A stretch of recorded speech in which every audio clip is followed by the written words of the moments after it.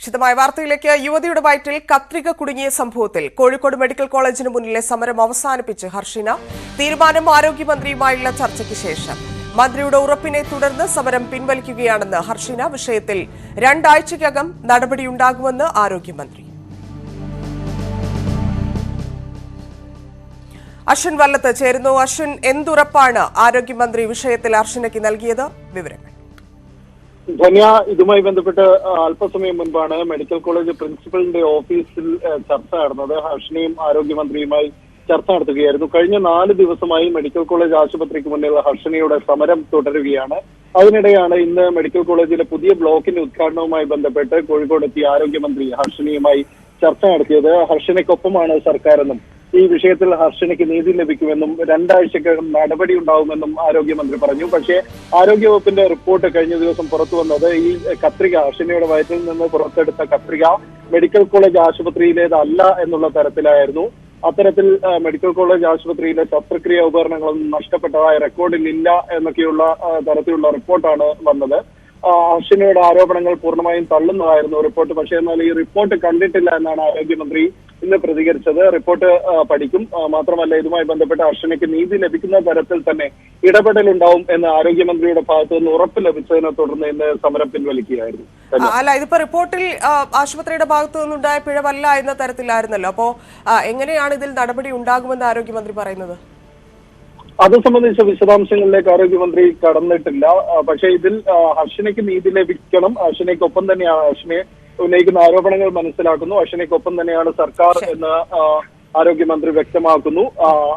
ആ തരത്തിൽ ഈ ആരോഗ്യമന്ത്രി നൽകിയ ഉറപ്പുകൾ ഹർഷിന അംഗീകരിച്ചു. ഈ ഉറപ്പ് 2 ആഴ്ചക്കകം നടപടിയെടുക്കും എന്ന തരത്തിലാണ് ആരോഗ്യമന്ത്രി ഉറപ്പ് നൽകിയിരിക്കുന്നത്. ഇതിന്റെ അടിസ്ഥാനത്തിലാണ് ഇത്തരത്തിൽ സമരം അവസാനിപ്പിച്ചത്. ഓക്കെ, നന്ദി അശ്വിൻ. ഇപ്പോൾ എറണാകുളം ജില്ലാ കളക്ടർ രേണുരാജ് മാധ്യമങ്ങളെ കാണുന്നു. തത്സമയം. ജില്ലയിൽ അവൈലബിൾ ആയിട്ടുള്ള 2 മോട്ടറുകൾ ഇതിനു വേണ്ടി നമ്മൾ റിക്വസ്റ്റ് ചെയ്തിട്ടുണ്ട്. അത് ഓൾറെഡി അവിടെ നിന്ന് മൊബിലൈസ് ചെയ്തിട്ടുണ്ട്. ഇന്ന് വൈകുന്നേരത്തോടെ ആ മോട്ടറുകൾ നമുക്ക് എത്തും എന്നാണ് പ്രതീക്ഷിക്കുന്നത്. ഇത് കൂടാതെ നമുക്ക് ചെറിയ ഡീസൽ പമ്പുകളുടെ ആവശ്യമുണ്ട്. അത് ആവശ്യത്തിന് ലഭ്യമാക്കാൻ വേണ്ടി കൊച്ചി കോർപ്പറേഷന് നിർദ്ദേശം കൊടുത്തിട്ടുണ്ട്. ഏറ്റവും പ്രധാനമായി നാളെ ഞായറാഴ്ച കൂടി ആയതുകൊണ്ട് പകൽ സമയങ്ങളിൽ പൊതുജനങ്ങൾ, പ്രത്യേകിച്ച് ബ്രഹ്മപുരവും അതിന് ചുറ്റുപാടുമുള്ള സ്ഥലങ്ങളിൽ താമസിക്കുന്ന ആളുകൾ കഴിയുന്നതും അത്യാവശ്യ സാഹചര്യങ്ങളിലല്ലെങ്കിൽ വീടിനുള്ളിൽ തന്നെ കഴിച്ചു കൂട്ടണം എന്നൊരു അഡ്വൈസറി നമ്മൾ ഇഷ്യൂ ചെയ്യുന്നുണ്ട്. അത് ആരോഗ്യവകുപ്പിൻ്റെ നേതൃത്വത്തിൽ ആരോഗ്യ സെക്രട്ടറിയുടെ നിർദ്ദേശപ്രകാരം കൂടിയാണ് അത് ഇഷ്യൂ ചെയ്യുന്നത്.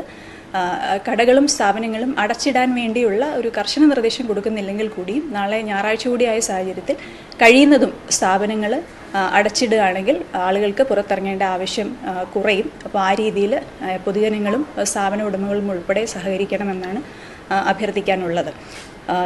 ഇതോടൊപ്പം തന്നെ തൊട്ടടുത്തുള്ള ആശുപത്രിയും PHC ഉൾപ്പെടെയുള്ള ആശുപത്രിയും നമ്മുടെ ജനറൽ ആശുപത്രി ഉൾപ്പെടെയുള്ള സ്ഥലങ്ങൾ പ്രത്യേകം ഇതുമായി ബന്ധപ്പെട്ട് ആളുകൾക്ക് എന്തെങ്കിലും ആരോഗ്യ പ്രശ്നങ്ങൾ ഉണ്ടായാൽ, ചുറ്റുപാടും താമസിക്കുന്നവർക്കോ അതല്ലെങ്കിൽ അവിടെ ജോലി ചെയ്യുന്ന ഫയർ ഫൈറ്റേഴ്സിന് ഉൾപ്പെടെ എന്തെങ്കിലും ആരോഗ്യ പ്രശ്നങ്ങൾ ഉണ്ടായാൽ അതിനുവേണ്ടി സജ്ജീകരിക്കാൻ പ്രത്യേകം നിർദ്ദേശം നൽകിയിട്ടുണ്ട്.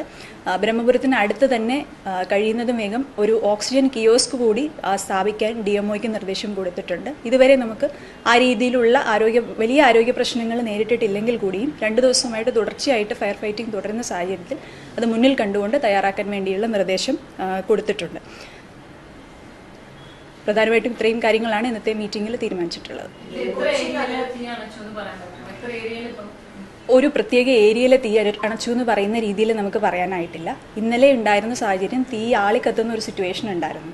ഇന്ന് ഇപ്പോൾ തീ ആളിക്കത്തുന്നത് ഏതാണ്ട് പൂർണ്ണമായിട്ട് കൺട്രോൾ ചെയ്തിട്ടുണ്ട്. പക്ഷേ മാലിന്യ കൂമ്പാരത്തിന് അടിയിൽ നിന്ന് ഇതൊരു സ്മോൾഡറിങ് ഫയർ എന്നാണ് എക്സ്പേർട്സ് ഇന്നത്തെ മീറ്റിങ്ങിൽ പറഞ്ഞത്. അപ്പോൾ മാലിന്യ കൂമ്പാരത്തിൻ്റെ അടിയിൽ നിന്ന് തീ പുകഞ്ഞ് പുറത്തേക്ക് വരുന്ന ഒരു സിറ്റുവേഷൻ ഇപ്പോഴും ഏതാണ്ട് എല്ലാ സ്ഥലത്തും തന്നെ തുടരുന്നുണ്ടെന്ന് വേണം പറയാം. ഈ കൊച്ചി നഗരത്തിലെ മാലിന്യം നീക്കം ചെയ്യേണ്ട, കുറച്ച് ദിവസത്തേക്ക് വീടുകളിൽ തന്നെ നിർത്തിയാൽ മതി എന്നൊരു നിർദ്ദേശം കൊടുത്തിട്ടുണ്ട് കോർപ്പറേഷൻ പറഞ്ഞു. പക്ഷെ അത് കുറച്ചുകൂടി രൂക്ഷമാക്കുകയല്ലേ ചെയ്യുന്നത്? ഈ മാലിന്യ പ്രശ്നം പ്രതിസന്ധി, ഒപ്പം തന്നെ ആരോഗ്യ പ്രശ്നങ്ങൾ രൂക്ഷമാക്കില്ല. അതിനെന്താണ്? ഞാൻ മനസ്സിലാക്കുന്നിടത്തോളം ബ്രഹ്മപുരത്തേക്കുള്ള വഴിയിൽ ഫയർ ഫൈറ്റിംഗ് എക്യുപ്മെൻറ്റ്സ് ഉൾപ്പെടെ മൂവ് ചെയ്തുകൊണ്ടിരിക്കുന്ന ഒരു സാഹചര്യത്തിൽ ഈ മാലിന്യത്തിൻ്റെ വാഹനങ്ങൾ കൂടെ വന്ന് പ്രയാസം ഉണ്ടാവാതിരിക്കാൻ വേണ്ടിയാണ് അങ്ങനെ ഒരു നിർദ്ദേശം കൊടുത്തതെന്നാണ് മനസ്സിലാക്കുന്നത്. പക്ഷേ നമുക്കറിയാവുന്നതുപോലെ മറ്റ് മാലിന്യ സംസ്കരണ മാർഗ്ഗങ്ങളില്ലാത്തതുകൊണ്ട് തന്നെ വീടുകളിലും സ്ഥാപനങ്ങളിലും ജൈവമാലിന്യങ്ങൾ ഉൾപ്പെടെ ഒരു പരിധിക്കപ്പുറം സൂക്ഷിച്ചാൽ അത് കൂടുതൽ ആരോഗ്യ പ്രശ്നങ്ങൾ ഉണ്ടാക്കും. അതുകൊണ്ട് നിലവിൽ തീയുടെ പ്രയാസമില്ലാത്ത ബ്രഹ്മപുരവുമായി ബന്ധപ്പെട്ട് കിടക്കുന്ന മറ്റ് ഏരിയകൾ പരിശോധിച്ചിട്ട് മാലിന്യ നീക്കം എത്രയും പെട്ടെന്ന് റീസ്റ്റാർട്ട് ചെയ്യാൻ വേണ്ടിയിട്ടുള്ള നടപടി സ്വീകരിക്കാൻ കോർപ്പറേഷൻ സെക്രട്ടറിക്ക് ഡയറക്ഷൻ കൊടുത്തിട്ടുണ്ട്. നാളെ തന്നെ പുനരാരംഭിക്കാൻ കഴിയുന്ന രീതിയിൽ ചെയ്യാനാണ് പറഞ്ഞിരിക്കുന്നത്. അവർ ഇന്ന് തന്നെ അത് പരിശോധിക്കും. വേറെ ഏതെങ്കിലും മാർഗത്തിലൂടെ ഈ തീ പടരുന്ന സ്ഥലത്തല്ലാതെ മാലിന്യം എത്തിക്കാൻ കഴിയുമെന്നുള്ള കാര്യം ഇന്ന് തന്നെ അവർ പരിശോധിക്കും. നിലവിൽ നമ്മൾ സജസ്റ്റ് ചെയ്തിരിക്കുന്ന സ്ഥലങ്ങൾ മുമ്പ് വിവിധ ഓപ്പറേഷൻ ബ്രേക്ക് ത്രൂ തുടങ്ങിയ പദ്ധതികളുമായി ബന്ധപ്പെട്ടുള്ള വേസ്റ്റുകൾ ഡിസ്പോസ് ചെയ്തിരിക്കുന്ന ഒരു സ്ഥലം, അങ്ങനെ 1-2 സ്ഥലം നമ്മൾ ഐഡൻറ്റിഫൈ ചെയ്ത് കൊടുത്തിട്ടുണ്ട്. അതൊന്ന് നോക്കിയിട്ട് വാഹന സൗകര്യം കൂടി പരിഗണിച്ച് ഒരു സ്ഥലം ഐഡൻറ്റിഫൈ ചെയ്യാനാണ് പറഞ്ഞിരിക്കുന്നത്.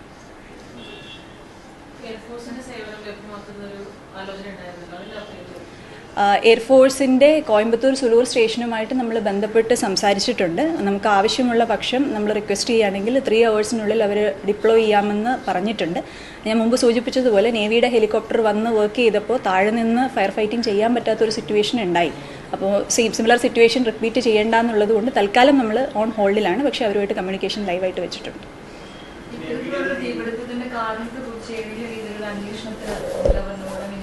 കാരണം എല്ലാ വർഷവും ഇത് സംഭവിക്കുന്നുണ്ട്. പക്ഷേ ഇപ്രാവശ്യം അതിന്റെ ഇന്റൻസിറ്റി കുറച്ച് കൂടുതലാണ്. അപ്പോൾ അതിന് എന്തെങ്കിലും അന്വേഷണം ഇന്ന് നടന്ന സംസ്ഥാന തലത്തിൽ നടന്ന യോഗത്തിലും ഇത് ചർച്ച ചെയ്യുകയുണ്ടായി. അപ്പോൾ ഈ തീപിടുത്തത്തിൻ്റെ കാരണം വിശദമായിട്ട് ഇൻവെസ്റ്റിഗേറ്റ് ചെയ്യാൻ വേണ്ടി പോലീസ് കമ്മീഷണർക്ക് ബഹുമാനപ്പെട്ട ചീഫ് സെക്രട്ടറി നിർദ്ദേശം നൽകിയിട്ടുണ്ട്. അതുപോലെ ആരോഗ്യ പ്രശ്നങ്ങളായിട്ട് ആളുകൾ എത്തുന്നുണ്ടോ ഹോസ്പിറ്റൽസിൽ? നിലവിൽ വലിയ നമ്പേഴ്സിലോ അല്ലെങ്കിൽ സീരിയസ് ആയിട്ടുള്ള ഇഷ്യൂസോ ആയിട്ടോ റിപ്പോർട്ട് ചെയ്തിട്ടില്ല എന്നാണ് DMO അറിയിച്ചിരിക്കുന്നത്. ഇന്ന് രാവിലെ ഉണ്ടായ ഒരു സ്മോഗിന് സമാനമായ ഒരു സിറ്റുവേഷൻ നഗരത്തിൽ എല്ലായിടത്തും ഉണ്ടായി. പ്രധാനമായിട്ടും ഇന്നലെ പകൽ സമയം കത്തി മുകളിലേക്ക് ഉയർന്ന് പോകുക, രാത്രിയിലത്തെ ടെമ്പറേച്ചർ കുറഞ്ഞു വന്ന് വെളുപ്പിനെ ആയ സമയത്ത് താഴേക്ക് വരികയും സിറ്റി മൊത്തം ക്ലൗഡഡ് ആവുന്ന ഒരു സിറ്റുവേഷനുമാണ് ഉണ്ടായത്. അത് ഇന്ന് കുറച്ചുകൂടി പകലായതോടുകൂടി സൂര്യൻ വന്നതോടുകൂടി അത് ഡിസപ്പിയർ ചെയ്യുന്ന ഒരു സിറ്റുവേഷൻ ഉണ്ടായി. 10 മണി വരെ ആയിരുന്നു ഉണ്ടായിരുന്നത്. അത് കഴിഞ്ഞപ്പോൾ അത് ഡിസപ്പിയർ ചെയ്യുന്ന ഒരു സിറ്റുവേഷൻ ഉണ്ടായിട്ടുണ്ട്. പക്ഷേ ഭാഗ്യവശാൽ വലിയ ആരോഗ്യ പ്രശ്നങ്ങൾ വലിയ തോതിൽ അങ്ങനെ റിപ്പോർട്ട് ചെയ്തതായിട്ട് DMO അറിയിച്ചിട്ടില്ല. പക്ഷേ എന്നിരുന്നാലും ചുറ്റുപാടുമുള്ള ഹോസ്പിറ്റൽസ്, പ്രൈവറ്റ് ഹോസ്പിറ്റൽസ് ഉൾപ്പെടെ പ്രത്യേകം ഓക്സിജൻ അവൈലബിലിറ്റി ഉൾപ്പെടെ എൻഷുർ ചെയ്യാൻ വേണ്ടിയിട്ട് ഡയറക്ഷൻ കൊടുത്തിട്ടുണ്ട്. ഈ സൗകര്യങ്ങളെല്ലാം ഏർപ്പെടുത്തി കഴിഞ്ഞാൽ എത്ര ദിവസത്തിനുള്ളിൽ ഈ തീ അണയ്ക്കാൻ കഴിയും? കൃത്യമായി ഒരു കണക്ക് ഇന്ന് ഫയർഫോഴ്സിനും പറയാൻ കഴിഞ്ഞിട്ടില്ല. പക്ഷേ നമ്മൾ അഡീഷണൽ ഫെസിലിറ്റീസ് കൂടി കൊടുക്കുകയാണെങ്കിൽ നാളെ വൈകുന്നേരത്തോടു കൂടി ഏതാണ്ട് നല്ല രീതിയിൽ കൺട്രോളിൽ കൊണ്ടുവരാൻ കഴിയുമെന്നാണ് ഫയർഫോഴ്സ് ആത്മവിശ്വാസം പറയുന്നത്. മറ്റ് ജില്ലകളിലേക്ക്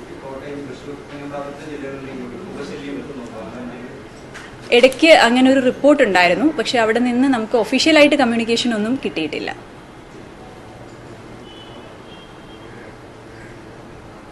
ഓക്കെ, വേറെ എന്തെങ്കിലും അപ്ഡേറ്റ്സ് ഉണ്ടെങ്കിൽ നമ്മൾ റിലീസായിട്ടും തരാം. എറണാകുളം കലക്ടർ മാധ്യമങ്ങളോട് സംസാരിക്കുകയായിരുന്നു. ബ്രഹ്മപുരത്തെ മാലിന്യ പ്ലാനിലെ തീപിടുത്തവുമായി ബന്ധപ്പെട്ടുള്ള കാര്യങ്ങൾ ഇന്നത്തെ യോഗത്തിന് ശേഷം കലക്ടർ വിശദീകരിക്കുകയായിരുന്നു. മറ്റ് വാർത്തകളിലേക്ക്. കൊച്ചി ബ്രഹ്മപുരം മാലിന്യ സംസ്കരണ പ്ലാന്റിലെ തീ അണയ്ക്കാനുള്ള ശ്രമങ്ങൾ തുടരുകയാണ്. നാവികസേന ഹെലികോപ്റ്ററുകൾ ഉൾപ്പെടെ തീ കെടുത്താനുള്ള ശ്രമത്തിൽ പങ്കെടുക്കുന്നുണ്ട്. പ്ലാന്റിലെ ഏക്കർ കണക്കിന് സ്ഥലത്ത് മുഴുവനായും തീ പടർന്നതിനാൽ നഗരമെങ്ങും കനത്ത പുക തങ്ങി നിൽക്കുകയാണ്.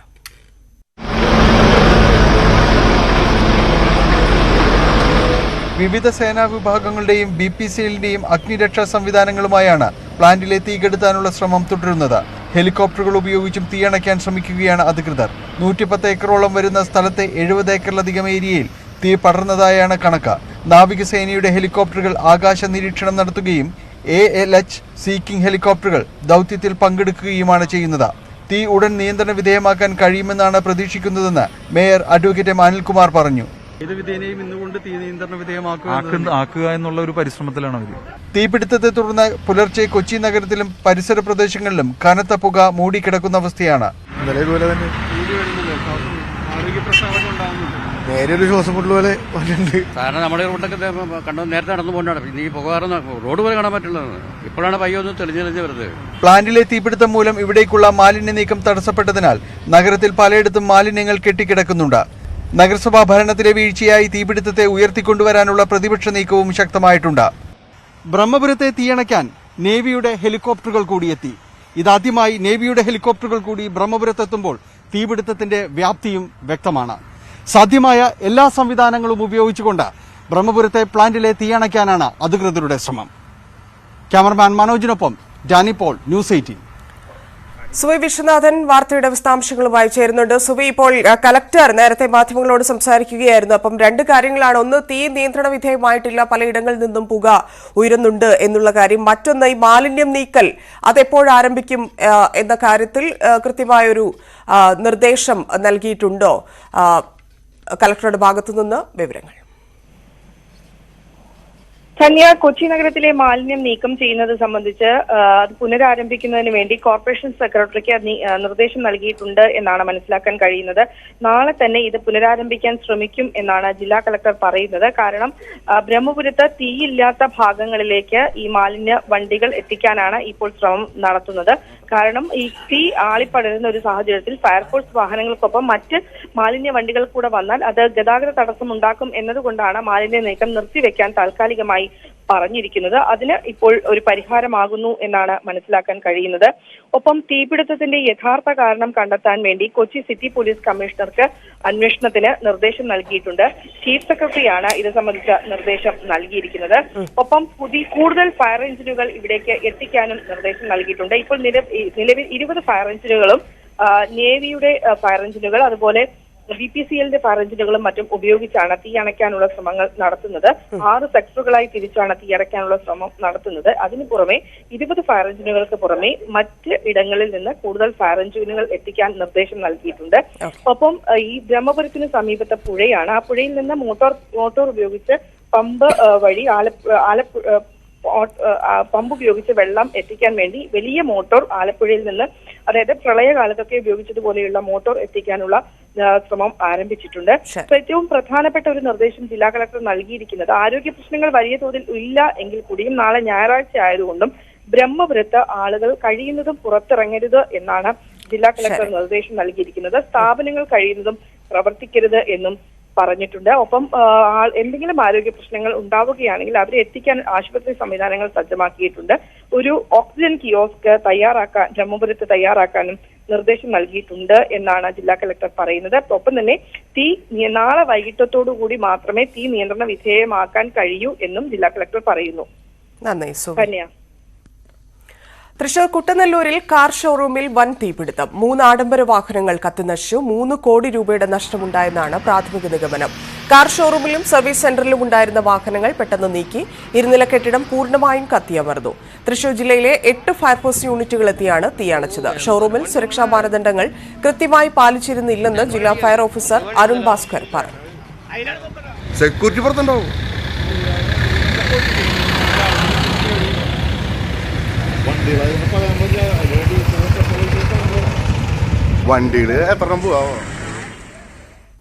വാർത്തകളിലേക്ക്.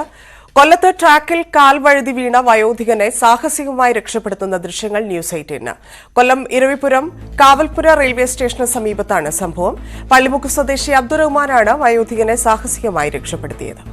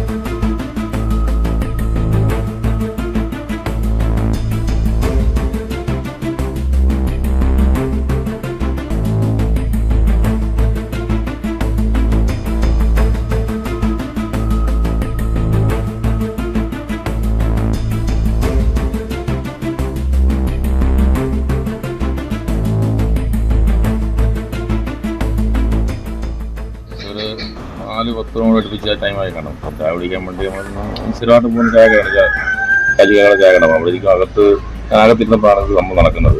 പുള്ളി ചായ കുടിക്കാൻ വേണ്ടി നിർത്തുന്ന വഴിക്ക് ട്രാക്കിൽ കാലുടക്കി പെട്ടെന്ന് മറന്ന് വീഴുകയാണായിരുന്നു. അപ്പോൾ ഇത് ചായ കുടിക്കുന്ന ആൾ ഷാജിക്കാക്ക പുള്ളി കണ്ട് പെട്ടെന്ന് തന്നെ വിളിച്ച് കാരണം പെട്ടെന്ന് ഓടി വന്നപ്പോൾ ഈ പുള്ളി വീണ് കിടക്കുന്നതാണ്. ഞാൻ ഓടി വന്ന് വലിച്ച് തരുന്ന സമയം കൊണ്ട് ട്രെയിൻ പാസ് ചെയ്തു. ഏകദേശം ഒരു 5-10 സെക്കൻഡ് ആവർത്തിച്ച് ട്രെയിൻ പാസ് ചെയ്ത് മാറുകയും ചെയ്തു. പിന്നെ പുള്ളിയുടെ ആയുസിന്റെ ബലം കൊണ്ട് അത് രക്ഷപ്പെടുത്ത് കിട്ടുന്നതാണ്. നമ്മളത് കാണാനുള്ള സാധ്യത പുള്ളിയെ കാണുന്നില്ലെങ്കിൽ ഷാജിക്കാക്ക അവിടെ ഇരുന്ന് സംസാരിക്കുന്ന ആളാണ്. അന്നേരം എന്തോ ഈ ബയലിന് വെള്ളം ചൂടായോ നോക്കാൻ വേണ്ടി പുള്ളി എണീച്ച സമയത്താണ് ഇത് കാണുന്നത്. അല്ലെങ്കിൽ പുള്ളി ആരും കാണത്തില്ല. ഷാനോസ് ഡേവിഡ് ചേരുന്നു. ഷാനോസ്, എന്താണ് സംഭവിച്ചത്? സിനിമാ രംഗങ്ങളെ വെല്ലും വിധമുള്ള ഒരു സാഹസികമായ രംഗമാണ് നമ്മൾ കണ്ടു കഴിഞ്ഞത്. കാരണം ഒരു വയോധികൻ റെയിൽവേ ട്രാക്കിൽ വഴി നടന്നു വരുന്ന സമയത്ത് വളരെ അവിചാരിതമായി വീഴുകയാണ്. വീഴുന്ന സമയത്ത് ഈ കണ്ടുകൊണ്ടിരിക്കുന്ന അബ്ദുറഹ്മാൻ അടക്കമുള്ള ആളുകൾ വളരെ അവിചാരിതമായി തന്നെയാണ് ഈ ഒരു കാഴ്ച കാണുന്നത്. അവർ കാണുന്നു, ആ വയോധികനെ അവിടെ നിന്നും വലിച്ചു മാറ്റുന്നു. ഏതാണ്ട് 5-10 സെക്കൻഡുകൾക്ക് 10 സെക്കൻഡ് മുൻപായി തന്നെ ട്രെയിൻ കടന്നു പോകുന്ന ദൃശ്യങ്ങളാണ് കാണാൻ കഴിയുന്നത്. കാരണം അത്തരത്തിൽ ജീവനെ പണയം വെച്ച് ട്രെയിൻ വരുന്നൊരു സമയത്ത് അത്തരം ഒരു പ്രവൃത്തി ഏറ്റെടുത്തില്ലായിരുന്നെങ്കിൽ ഒരുപക്ഷെ ആ വയോധികന്റെ ജീവൻ നഷ്ടപ്പെടുന്ന സാഹചര്യം ഉണ്ടാവുമായിരുന്നു. എന്തായാലും ഈ പള്ളിമുക്ക് സ്വദേശിയായിട്ടുള്ള അബ്ദുറഹ്മാൻ അത്തരമൊരു സാഹസിക നീക്കം നടത്തിക്കൊണ്ട് ആ വയോധികരെ അതിസാഹസികമായി രക്ഷിക്കാൻ കഴിഞ്ഞു എന്നുള്ളതാണ് പ്രധാനപ്പെട്ട കാര്യം. കൊല്ലത്ത് ഇരവിപുരത്ത് കാവൽപുര റെയിൽവേ സ്റ്റേഷന് സമീപത്താണ് ഈ സംഭവം ഉണ്ടാകുന്നത്. എന്തായാലും ജീവൻ രക്ഷിക്കാൻ കഴിഞ്ഞു എന്നുള്ളതാണ്. ദൃശ്യങ്ങൾ കണ്ടാലറിയാം. കാരണം സെക്കൻഡുകൾക്കകമാണ് ട്രെയിൻ വന്നു പോകുന്നത്. ആ സമയത്ത് രക്ഷിക്കാൻ കഴിഞ്ഞു എന്നുള്ളതാണ് പ്രധാനപ്പെട്ട കാര്യം. അബ്ദുറഹ്മാന്റെ വാക്കുകളിലും അത് വ്യക്തമാണ്. കാരണം ആ സമയത്ത് എഴുന്നേറ്റ് നിന്നതുകൊണ്ട് മാത്രമാണ് അത്തരമൊരു ദൃശ്യം കാണാനായതും വീഴുന്നത് കണ്ടതും ഓടിച്ചെന്ന് അയാളെ രക്ഷപ്പെടുത്താൻ സാധിക്കുന്നതും തന്നെയാണ്. ശരി, നന്ദി.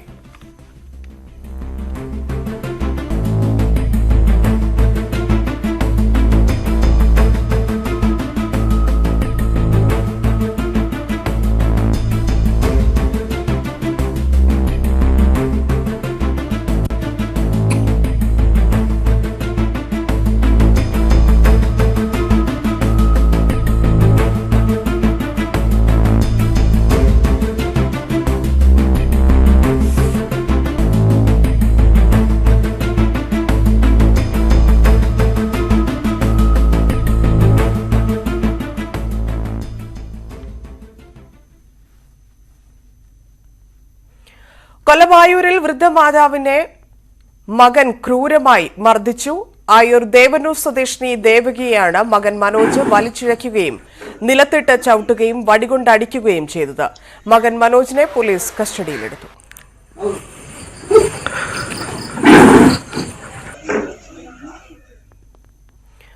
CPM ജനകീയ പ്രതിരോധ ജാഥ വേദിയിൽ EP ജയരാജനെത്തി. തൃശൂർ തെക്കിൻകാടാണ് EP ജയരാജൻ ജാഥയുടെ ഭാഗമാകുന്നത്. പ്രസാദ് ഉടുമ്പശ്ശേരി ചേരുന്നു. പ്രസാദ്, അവസാനം വിവാദങ്ങൾക്കൊടുവിൽ EP ജാഥയ്ക്ക് എത്തിയിരിക്കുന്നു. അദ്ദേഹത്തിന്റെ പരിപാടികൾ ആരംഭിച്ചിട്ടുണ്ടോ? ജാഥയുടെ തൃശൂരിലെ പരിപാടി എപ്പോഴാണ് ആരംഭിക്കുന്നത്? മറ്റു വിവരങ്ങൾ കൂടി. അല്പസമയത്തിനകം തന്നെ പൊതുയോഗം തുടങ്ങും. ഇതോടുകൂടി വിവാദങ്ങൾക്ക് കൂടി അവസാനമാകുകയാണ്. ഈ ജാഥ തുടങ്ങിയതിനു ശേഷം കാസർഗോഡ് മുതൽ ഇതുവരെ പാലക്കാട് വരെയുള്ള ഒരു വേദികളിലും LDF കൺവീനർ കൂടിയായ കേന്ദ്ര കമ്മിറ്റി അംഗം EP ജയരാജൻ പങ്കെടുത്തിരുന്നില്ല. ഇന്നാണ് അദ്ദേഹം പങ്കെടുക്കുന്നത്. ഇന്ന് മാധ്യമങ്ങളെ കണ്ടപ്പോൾ തൃശ്ശൂരിൽ നിന്ന് അദ്ദേഹം പറഞ്ഞത് പാർട്ടിയുടെ സമ്മർദ്ദപ്രകാരമോ പാർട്ടിയുടെ നിർദ്ദേശപ്രകാരമോ അല്ല താൻ ഇന്നത്തെ പരിപാടിയിൽ പങ്കെടുക്കുന്നത്. ഇതുമായി ബന്ധപ്പെട്ടുകൊണ്ട് താൻ പങ്കെടുക്കാത്തതുമായി ബന്ധപ്പെട്ടുകൊണ്ട് മാധ്യമങ്ങൾ ചില പുകമറ സൃഷ്ടിക്കുന്നു. ആ ഒരു സാഹചര്യത്തിൽ കൂടിയാണ് ഇപ്പോൾ പങ്കെടുക്കുന്നത് എന്നുള്ളതായിരുന്നു അദ്ദേഹത്തിന്റെ വിശദീകരണം. എന്തായാലും അല്പസമയത്തിനകം തന്നെ പൊതുയോഗം ആരംഭിക്കും. ഇപ്പോൾ ജാഥ അംഗങ്ങളായ M സ്വരാജ്, CS സുജാത ഉൾപ്പെടെയുള്ള ആളുകൾ ഇവിടെ എത്തിയിട്ടുണ്ട്. ജാഥ ക്യാപ്റ്റനായ സംസ്ഥാന സെക്രട്ടറി MV ഗോവിന്ദൻ അല്പസമയത്തിനകം എത്തും. ഇന്ന് ഉച്ചയ്ക്ക് ശേഷം ഇന്നത്തെ സമാപന യോഗമാണ് തേക്കിൻകാട് മൈതാനത്ത് നടക്കുന്നത്. 6 മണിയോടുകൂടി ജാഥ ക്യാപ്റ്റൻ കൂടി എത്തും. അതിനു മുമ്പ് EP ജയരാജൻ വേദിയിൽ സംസാരിക്കുമെന്നാണ് നമ്മൾ കരുതുന്നത്. അതിനുള്ള അവസരം ജില്ലാ നേതൃത്വം ഈ വേദിയിൽ അദ്ദേഹത്തിന് നൽകുമെന്നും നമ്മൾ പ്രതീക്ഷിക്കുന്നു. സംസാരിക്കുമെന്ന് തന്നെയാണ് ഇ.പി. ജയരാജനും വ്യക്തമാക്കിയിട്ടുള്ളത്.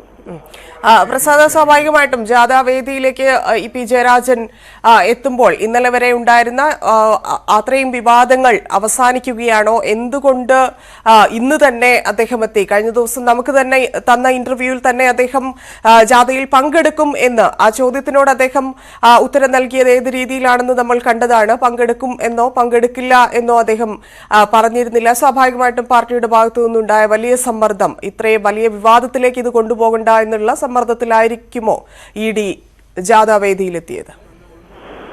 തീർച്ചയായും അങ്ങനെ തന്നെ വേണം നമുക്ക് കരുതാൻ. കാരണം ഇന്നലെ പാലക്കാട് നടന്ന വാർത്താ സമ്മേളനത്തിൽ ഇതുമായി ബന്ധപ്പെട്ടുകൊണ്ട് MV ഗോവിന്ദനുമായി മാധ്യമങ്ങൾ സംസാരിച്ചിരുന്നു. അപ്പോൾ അദ്ദേഹം നൽകിയ മറുപടി EP പങ്കെടുക്കും എന്നുള്ളതാണ്. ജാഥയുടെ ഈ പ്രതിരോധ ജാഥയുടെ തുടക്കത്തിൽ ഏറെക്കുറെ 5 മിനിറ്റോളം പാർട്ടിയിലെ തിരുത്തൽ പ്രക്രിയയുമായി ബന്ധപ്പെട്ടുകൊണ്ടുള്ള കാര്യങ്ങൾക്കായിരുന്നു സംസ്ഥാന സെക്രട്ടറി ഊന്നൽ നൽകിയിരുന്നത്. അതുകൊണ്ട് തന്നെ ഇത്തരം തിരുത്തൽ പ്രക്രിയയ്ക്ക് വലിയ പ്രാധാന്യം നൽകിയിട്ടും CPM-ന്റെ കേന്ദ്ര കമ്മിറ്റി അംഗം LDF കൺവീനറുമായ E.P. ജയരാജൻ എന്തുകൊണ്ട് ജാഥയിൽ പങ്കെടുക്കുന്നില്ല എന്നുള്ളതായിരുന്നു ചോദ്യം. അതിന് അദ്ദേഹം നൽകിയ മറുപടി ഇതിൽ EP പങ്കെടുക്കും എന്ന് തന്നെയായിരുന്നു. ഇന്നലെ പറഞ്ഞതിന് തൊട്ടടുത്ത നിമിഷം തന്നെ E.P. ജയരാജൻ ഇന്ന് തൃശ്ശൂരിൽ യോഗത്തിൽ പങ്കെടുക്കുന്നു. പക്ഷേ E.P. ജയരാജൻ പറയുന്നത് അദ്ദേഹത്തിന് തൃശ്ശൂരുമായുള്ള ബന്ധം നേരത്തെ ഇവിടെ വിഭാഗീയത്തെ തുടർന്ന് തൃശ്ശൂർ ജില്ലയിലെ ഘടകം പിരിച്ചുവിടുകയും E.P. ജയരാജൻ താൽക്കാലിക ജില്ലാ സെക്രട്ടറിയായി തുടരുകയും ചെയ്ത ഒരു കാലഘട്ടം ഉണ്ടായിരുന്നു. അതുകൊണ്ട് തന്നെ തൃശ്ശൂർ ജില്ലയുമായി വലിയ അടുപ്പം തനിക്കുണ്ട്. ഈ ഒരു സാഹചര്യത്തിലാണ് ഈ ജാഥയുടെ തൃശ്ശൂർ ജില്ലയിൽ ഈ ജാഥയിൽ പങ്കെടുക്കാൻ തീരുമാനിച്ചത്. അതല്ലാതെ പാർട്ടിയുടെ നിർദ്ദേശം ഒന്നും തന്നെ ഉണ്ടായിട്ടില്ല എന്നുള്ളതാണ് അദ്ദേഹം വ്യക്തമാക്കുന്നത്. അതിന് കൃത്യമായിട്ട്, അതായത് ജാഥയിൽ പങ്കെടുക്കാൻ പാർട്ടി സെക്രട്ടേറിയറ്റ് നിർദ്ദേശിച്ചു എന്ന ചോദ്യത്തിനൊന്നും മാധ്യമങ്ങളോട് അത് പറയാനാകില്ലെന്ന് മാത്രമേ EP മറുപടി പറഞ്ഞുള്ളൂ. അല്ലെങ്കിൽ ജാഥയിൽ പങ്കെടുക്കാനുള്ള അദ്ദേഹത്തിന്റെ താല്പര്യമൊന്നും ആ വാക്കുകളിൽ ഉണ്ടായിരുന്നില്ല.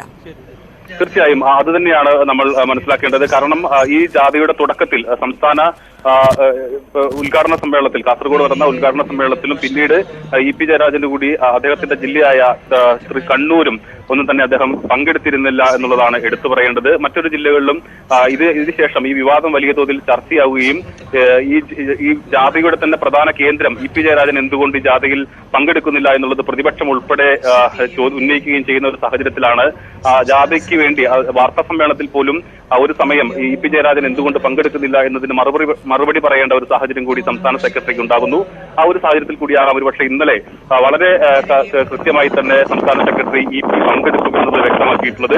ഒരുപക്ഷെ അതിനുശേഷമോ അല്ലെങ്കിൽ അതിനു മുമ്പ് തന്നെയോ അത്തരമൊരു ചർച്ച പാർട്ടിക്കുള്ളിൽ നടന്നിട്ടുണ്ടാകും. ഇങ്ങനെ വിവാദത്തിലേക്ക് ഒരു സാന്നിധ്യം വിവാദത്തിലേക്ക് എന്തിനാണ് വലിച്ചഴക്കുന്നത്, അല്ലെങ്കിൽ ജാഥയിൽ ഏതെങ്കിലും ഘട്ടത്തിൽ പങ്കെടുക്കുക എന്നൊരു നിർദ്ദേശം പാർട്ടിയുടെ ഭാഗത്തുനിന്ന് ഉണ്ടായിട്ടുണ്ടാകാം. അതുകൊണ്ടുകൂടിയാകാം അദ്ദേഹം ഇന്ന് വന്നിട്ടുണ്ടാവുക. പക്ഷെ അതൊന്നും തന്നെ E.P. ജയരാജൻ തന്നെ രാവിലെ പറഞ്ഞതുപോലെ തന്നെ പാർട്ടിക്കുള്ളിൽ നടന്ന ചർച്ചകളാണ്. അതൊന്നും ഒരുപക്ഷെ നേതൃത്വം പുറത്തു പറയില്ല എന്നുള്ളത് വളരെ വ്യക്തവുമാണ്. എന്തായാലും ഇതുമായി ബന്ധപ്പെട്ടുകൊണ്ടുള്ള വിവാദങ്ങൾക്ക് കൂടിയാണ് ഇന്നത്തെ തേക്കിൻകാട് മൈതാനിയിൽ ഇന്നലെ വരെ വാദിച്ചിരുന്ന കാര്യങ്ങൾ. പങ്കെടുത്തില്ലെങ്കിൽ എന്താണ് കുഴപ്പം? എല്ലാ ജാഥയിലും, പാർട്ടി നടത്തുന്ന ജാഥയിൽ എല്ലാ പ്രവർത്തകർക്കും പങ്കെടുക്കാൻ സാധിക്കുമോ എന്ന് EP ചോദിച്ചതടക്കമുള്ള കാര്യങ്ങളെല്ലാം ഇന്നിപ്പോൾ വൈകുന്നേരം EP തേക്കിൻകാട് മൈതാനത്തെത്തിയപ്പോൾ മാറിയില്ലേ? ഇനി എന്തായിരിക്കും പാർട്ടി ഈ കാര്യത്തിൽ വിശദീകരിക്കുക എന്നാണ് കരുതുന്നത്?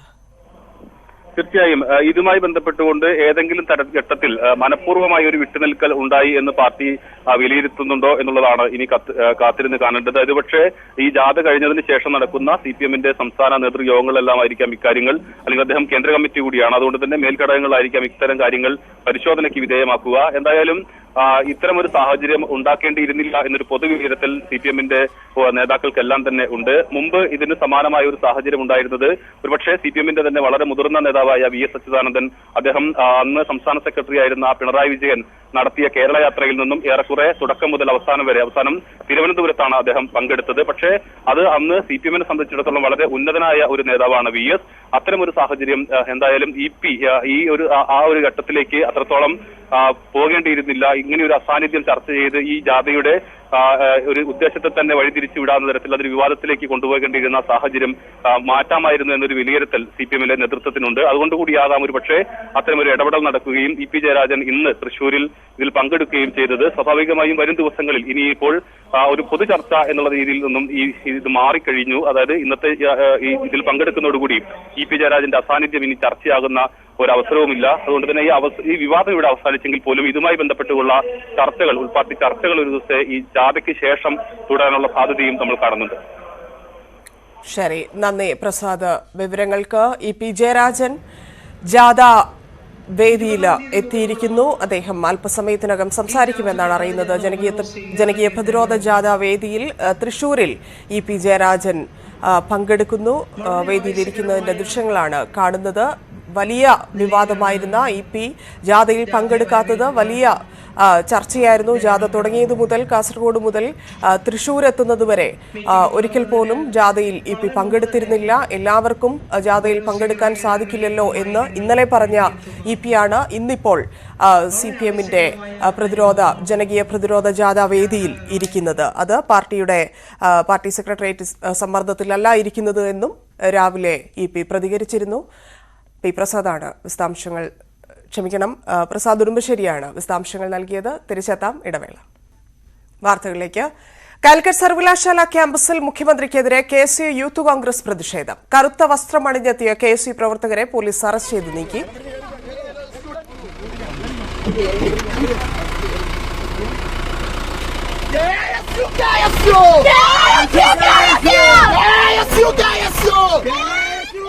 സർവകലാശാല കവാടത്തിന് പുറത്ത് യൂത്ത് കോൺഗ്രസ് പ്രതിഷേധമുണ്ടായി. കറുത്ത മാസ്കും വസ്ത്രവും ധരിച്ചായിരുന്നു പ്രതിഷേധം. പ്രവർത്തകർക്ക് നേരെ പോലീസ് ജലപീരങ്കി പ്രയോഗിച്ചു.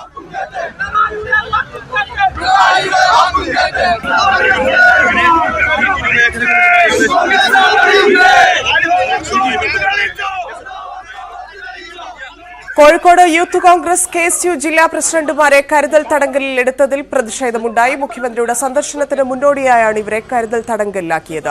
DCC പ്രസിഡന്റ് സ്റ്റേഷനിലുള്ളിൽ പ്രതിഷേധിച്ചതോടെ ഇവരെ ജാമ്യത്തിൽ വിട്ടു.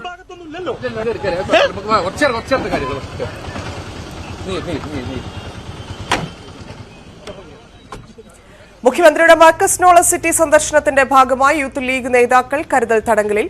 Youth league Puthuppadi panchayat general secretary KC Shihab, MSF Thiruvambadi മണ്ഡലം പ്രസിഡന്റ് ഹർഷിത് നൂറാന്തോട്, ഫുഹാദ് കൈതപ്പൊയിൽ എന്നിവരെ പോലീസ് അറസ്റ്റ് ചെയ്തു.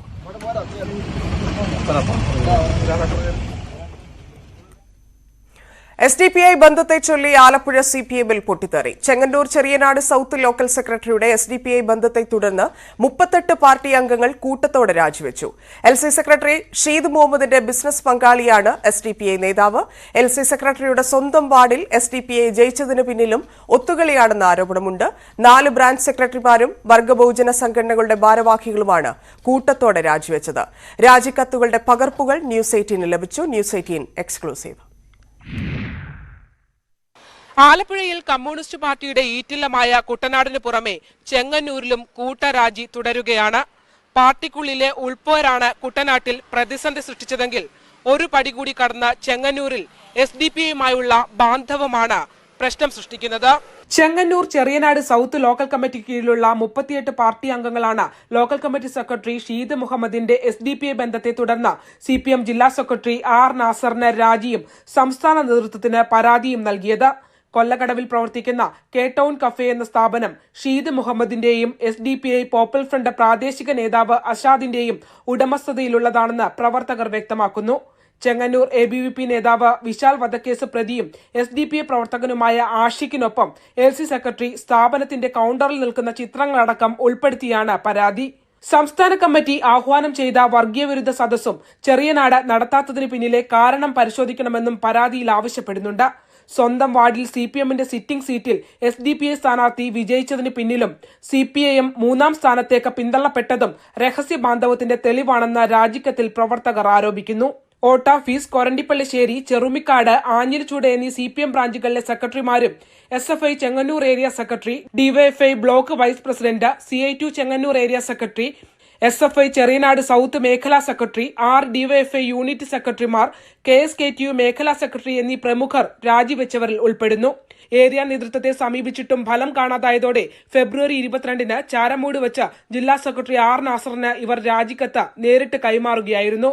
CPM സംസ്ഥാന സെക്രട്ടേറിയറ്റ് അംഗം സജി ചെറിയാന്റെ സ്വന്തം തട്ടകത്തിലാണ് വർഗശത്രുക്കളുമായുള്ള രഹസ്യ ബാന്ധവത്തിന്റെ പേരിൽ പാർട്ടിയുടെ യുവനിര ഒന്നടങ്കം രാജിവെച്ചതെന്നതാണ് ശ്രദ്ധേയം.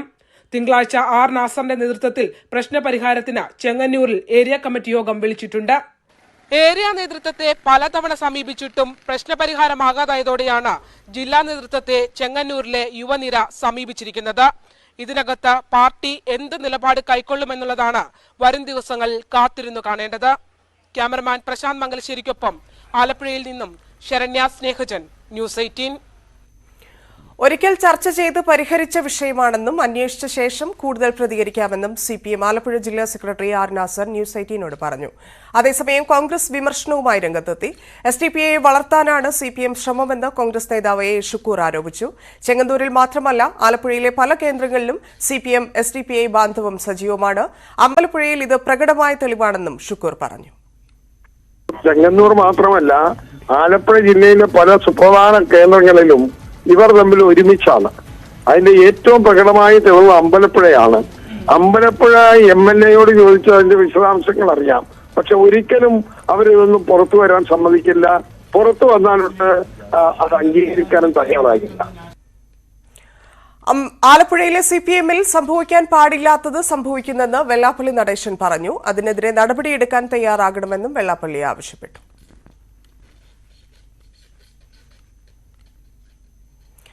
ഡൽഹിയിൽ മോദി ചെയ്യുന്നതാണ് കേരളത്തിൽ പിണറായി വിജയൻ ചെയ്യുന്നതെന്ന് പ്രതിപക്ഷ നേതാവ് VD സതീശൻ.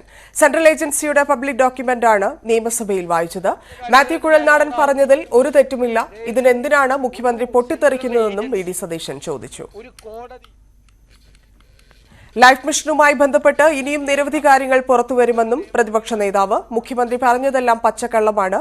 അനിൽ അക്കര രേഖകളുടെ അടിസ്ഥാനത്തിലാണ് ആരോപണം ഉന്നയിച്ചതെന്നും VD സതീശൻ.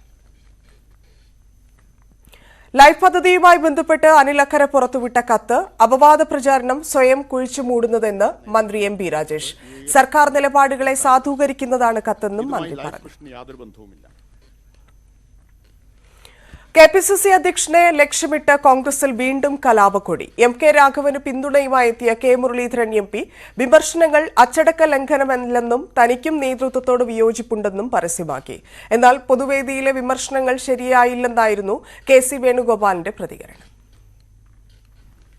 ആരും ഒന്നും പറയാൻ തയ്യാറില്ല. രാജാവ് നഗ്നനാണെന്ന് പറയാൻ ആരും തയ്യാറില്ല. പറഞ്ഞ സ്ഥാനമാനങ്ങൾ നഷ്ടപ്പെടുമെന്നുള്ളത് വലിയ പ്രശ്നമായി ഇത് മാറിയിരിക്കുകയാണ്.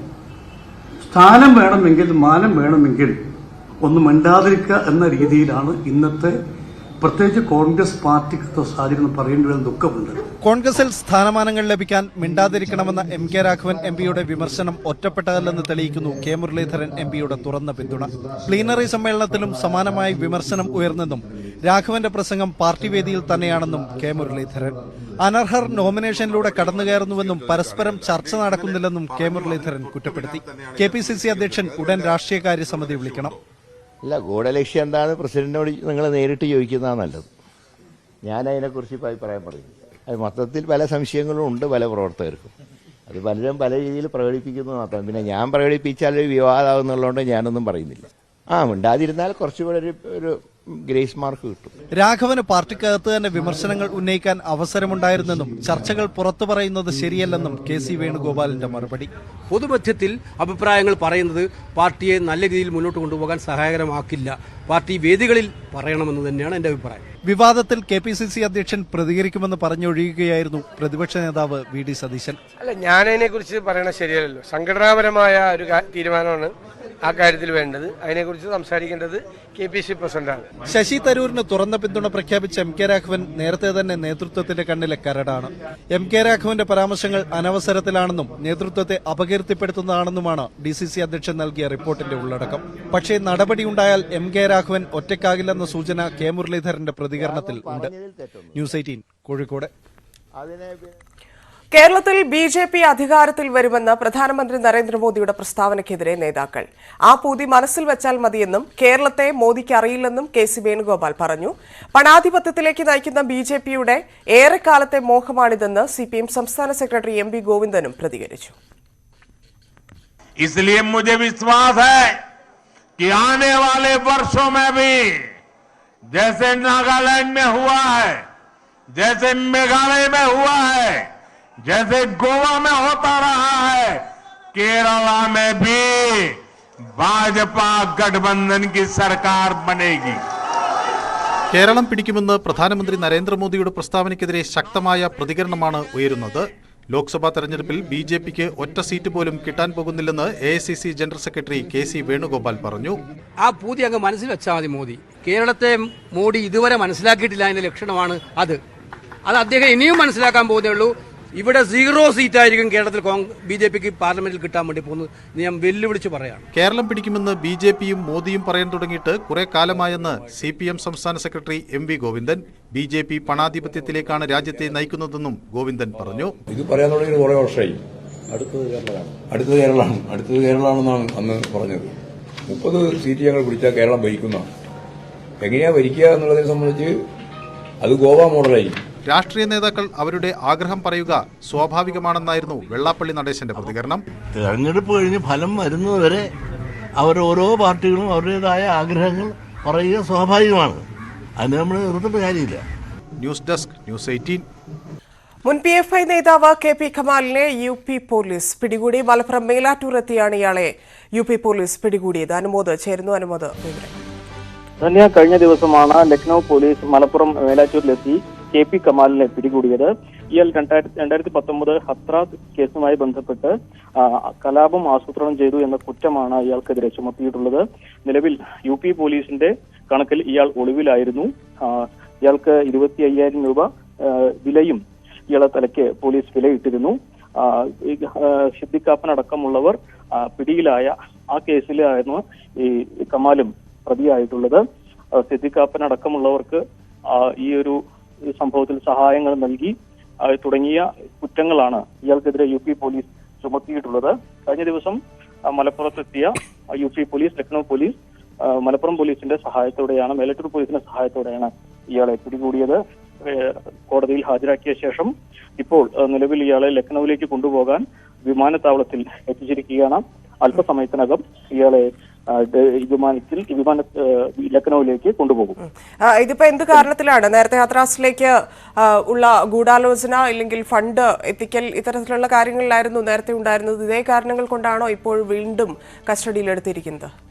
തീർച്ചയായും അന്നത്തെ കേസിൽ ഇയാൾ നിലവിൽ പ്രതിപട്ടികയിലുള്ളതാണ്, UP പോലീസിന്റെ പ്രതിപട്ടികയിലുള്ള ആളാണ് കമാൽ. അന്ന് മുതൽ ഈ സംഭവം ഉണ്ടായത് മുതൽ പോലീസ് ഇയാളെ അന്വേഷിക്കുന്നുണ്ട്.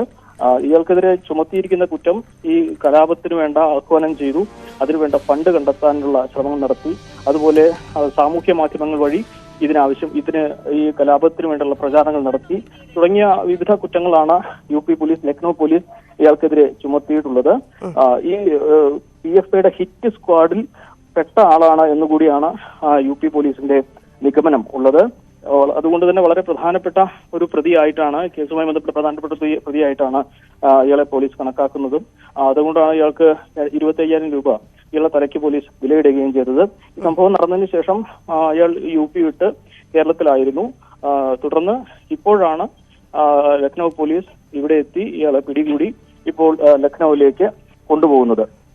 ഇദ്ദേഹത്തിന് ആരോഗ്യ പ്രശ്നങ്ങളൊക്കെ ഉണ്ടായിരുന്നു നേരത്തെ, അത് കാരണം കൂടി അതുകൂടി ശ്രദ്ധിച്ചുകൊണ്ടാണോ ഇപ്പോൾ ഇതിലെടുത്തിരിക്കുന്നത്? കേരള പോലീസിന്റെ സഹായം ഉണ്ടോ?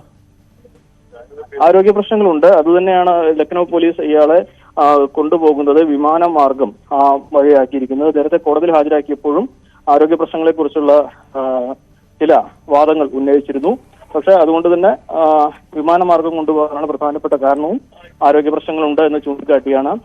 ഈ കേസിനെ സംബന്ധിച്ച് ഷിദ്ദിഖാപ്പനടക്കമുള്ളവർക്ക് ജാമ്യം കിട്ടിയപ്പോൾ പോലും ഈ കേസുമായിട്ട് ലക്നൌ പോലീസ് മുന്നോട്ട് പോവുകയാണ് എന്ന് തന്നെയാണ് ഈ കമാലിന്റെ അറസ്റ്റോടെ വ്യക്തമാവുന്നത്. കമാലിനെ കുറിച്ച് നാട്ടിൽ അന്വേഷിക്കുമ്പോൾ നാട്ടിലത്ര സജീവമായിട്ടുള്ള ഒരു വ്യക്തിയല്ല. PFIയുടെ റെയ്ഡും മറ്റും നടന്ന സമയത്ത് പോലും അത്തരത്തിൽ ഒരു കേസുകളിലോ മറ്റു സംഭവങ്ങളിലോ കമാൽ ഉൾപ്പെട്ടിരുന്നില്ല. ആ ഒരു സാഹചര്യത്തിൽ ഈ ഒരു കേസുമായി ബന്ധപ്പെട്ട് ലക്നൌ പോലീസ് നടത്തിയ അന്വേഷണത്തിൽ ഇയാൾ ഒളിവിലാണ് എന്നായിരുന്നു പോലീസിന്റെ നിഗമനം. തുടർന്നാണ് നാട്ടിലെത്തി മലപ്പുറത്തെത്തി ഇയാളെ മേലാറ്റൂർ മേഖലയിൽ നിന്ന് പിടികൂടിയിരിക്കുന്നത്. ശരി, നന്ദി അനുമോദ്. വാർത്താ ബുള്ളറ്റിൻ പൂർണ്ണമാവുന്നു. നമസ്കാരം.